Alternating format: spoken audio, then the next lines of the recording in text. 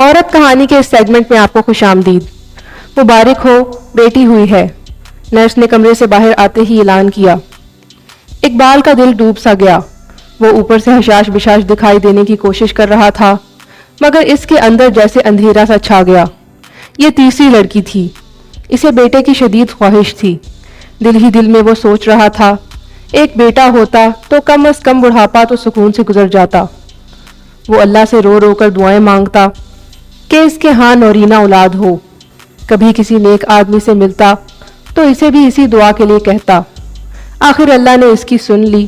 2 سال بعد اس کے ہاں چاند سا بیٹا پیدا ہوا، جس کا نام اس نے جمال رکھا۔ اس کی خوشی کا کوئی ٹھکانہ نہیں تھا۔ ساری دنیا جیسے اس کے لیے رنگین ہو گئی تھی۔ گو کہ اس کا تعلق ایک متوسط طبقے سے تھا، لیکن پھر بھی اپنی ہستی کے مطابق اس نے خوب جشن منایا۔ ماہوں سال گزرتے رہے۔ لڑکیوں اور جمال کے معاملے میں ہر بات میں اقبال کا رویہ غیر منصفانہ رہا۔ بچیوں کو اس نے بس واجبی سی تعلیم دلوائی، جبکہ لڑکے کو اعلیٰ سے اعلیٰ اسکولوں میں بڑھاپے کا سہارا جو بننا تھا اس نے۔ لڑکیاں بس عام سی زندگی گزارتی رہی، جبکہ جمال زندگی کی ہر آسائش کے مزے لوٹتا رہا۔ لڑکیاں بہت سمجھدار تھیں۔ ایسا نہیں تھا کہ انہیں معلوم ہی نہ ہو کہ یہ سب کیا ہو رہا ہے، لیکن انہیں اپنے ماں باپ اور بھائی سے شدید محبت تھی۔ جمال پر ایسی عنایتوں نے اسے لابالی اور بے پرواہ سا کر دیا تھا۔ باپ کے سامنے بھی اکثر اکھڑ سا ہو جاتا تھا، لیکن اقبال نظر انداز کرتا رہا کہ بچہ ہے۔ وقت کے ساتھ ساتھ اقبال کے سارے بچے یک کے بعد دیگرے جوانی کی دہلیز پار کرتے رہے۔ ان کی شادیاں ہوتی گئیں۔ سب سے آخر میں اس نے جمال کی شادی کی۔ چن کر چاند سی بہو لایا۔ لڑکیاں پہلے ہی اپنے گھروں کو سدھار چکی تھیں اور اپنے اپنے گھروں میں خوش تھیں۔ جیسی وہ محتمل اور بردبار تھیں، اللہ کے فضل سے تینوں نے اپنے اپنے سسرال والوں کو اپنا گرویدہ کر لیا تھا۔ بڑھاپے نے اقبال کی ہڈیوں کا بھی چورا کر دیا تھا۔ تمام زندگی اس نے انتھک محنت کی تھی، جس کی وجہ سے وہ وقت سے پہلے ہی بوڑھا ہو گیا تھا۔ جمال اب ایک بہت بڑی کمپنی میں انجینئر تھا اور بہت ہی اچھی آمدنی تھی۔ اقبال کو وہ مقصد پورا ہوتا نظر آ رہا تھا جس کے لیے وہ بیٹے کی دعائیں مانگتا تھا۔ اقبال کو ایک ساتھ کئی بیماریوں نے آ لیا۔ اب اسے آئے روز مختلف ڈاکٹروں کے پاس چکر لگانے پڑتے تھے، جو اس اکیلے کے بس کی بات نہیں تھی۔ تو جمال ہی پر اس کا تکیہ تھا، لیکن اسے اکثر ایسا محسوس ہوتا تھا کہ جمال کو اس طرح اس کے ساتھ بندھے رہنا سخت ناگوار گزرتا ہے۔ کئی دفعہ اس نے اشاروں کنائیوں میں اس بات کا اظہار بھی کیا۔ وہ ماں اور باپ دونوں سے نالاں ہی رہنے لگا۔ پھر ایک دن اقبال اور اس کی بیوی نے ڈاکٹر کے پاس جانا تھا۔ جمال اپنے کمرے میں تیار ہو رہا تھا۔ کافی دیر گزر گئی تو اقبال اور اس کی بیوی ان کے کمرے کی طرف ہی چل دیے۔ کمرے میں سے اونچی اونچی آوازیں آ رہی تھیں۔ جمال اپنی بیوی سے کسی بات پر لڑ رہا تھا۔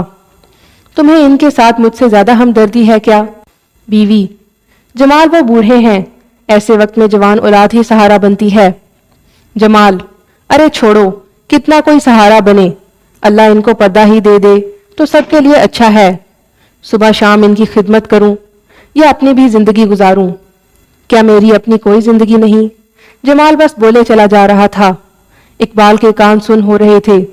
دماغ میں اندھیرا چھا رہا تھا۔ اس سے آگے جیسے اسے کچھ سنائی ہی نہ دیا۔ اس کی نظر اپنی بیوی پر پڑی تو وہ فرش پر گری ہوئی تھی۔